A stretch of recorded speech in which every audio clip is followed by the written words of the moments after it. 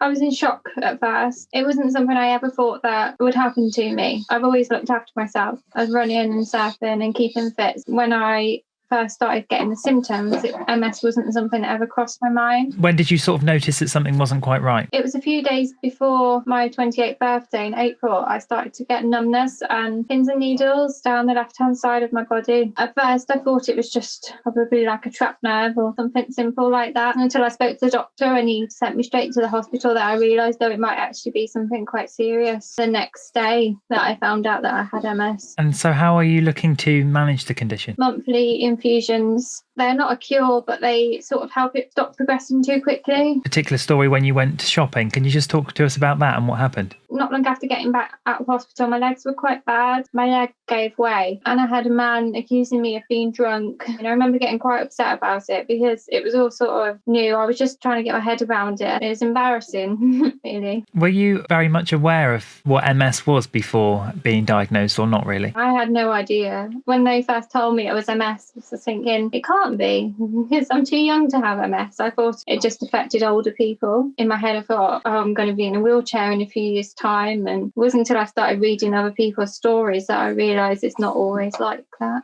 Do you think the treatments are getting better? There's only treatments for relapsing MS at the minute, which is the type that I have. Once you get to progressive MS, there isn't any treatments for it. So that's what they're trying to raise money for at the moment, to look into research for treatments for when it gets to the later stages.